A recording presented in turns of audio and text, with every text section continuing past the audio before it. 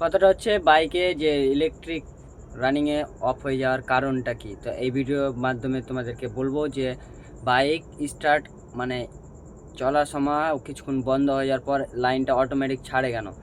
তো মূলত এটা BS6 বাইকের নর্মাল ব্যাপার, যে ব্যাটারি ড্যামেজ হয়ে থাকলে লাইন ছেড়ে দেয়। এটা BS6-এ এবং BS3-তে BS4-এ এগুলো হওয়ার কারণ হচ্ছে বাইকে যদি ব্যাটারি ছাড়া চলে। BS3 BS4 কিন্তু বাইকে ব্যাটারি ছাড়া কিন্তু চলে।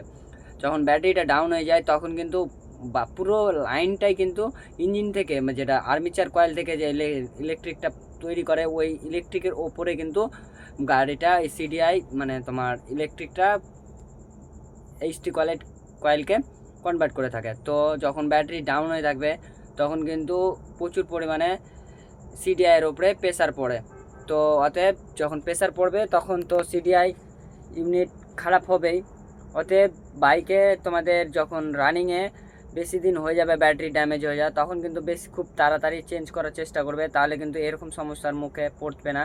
এবং গাড়ি যখন পুরাতন হয়ে যায় তখন পুরাতন হওয়ার সময়ও কিন্তু ওয়ারিং ড্যামেজ হয়ে যাওয়ার কারণে কিন্তু এরকম ইলেকট্রিক তোমার লাইন ছেড়ে দেওয়ার সম্ভাবনা থাকে।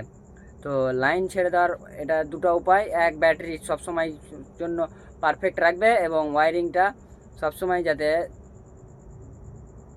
10 বছর পর 10 বছর 10 বছর 7 বছর 8 বছর এরকম মিনিমাম ওয়ারিং চেঞ্জ করতে হবে।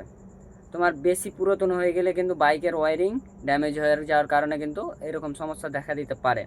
আর ওয়ারিং সবসময় মাথায় রাখবে, ওয়ারিং যাতে কোথাও কখনো কাট ছাড়া না করা হয়। এতে বাইকে অনেক সমস্যা দেখা দেয়, শর্ট সার্কিটের সমস্যা দেখা দেয় এবং আদার্স অনেক সমস্যা দেখা দিতে পারে। তো অতএব বাইকে লাইন ছেড়ে দেওয়ার কারণে কিন্তু এরকম সমস্যা দেখা দিবে। ভিডিওটা যদি ভালো লেগে থাকে তো একটা লাইক কমেন্ট করে পাশে থাকবে, আর চ্যানেলটাতে নতুন হলে চ্যানেলটা সাবস্ক্রাইব করবে। দেখা হচ্ছে নতুন ভিডিওতে।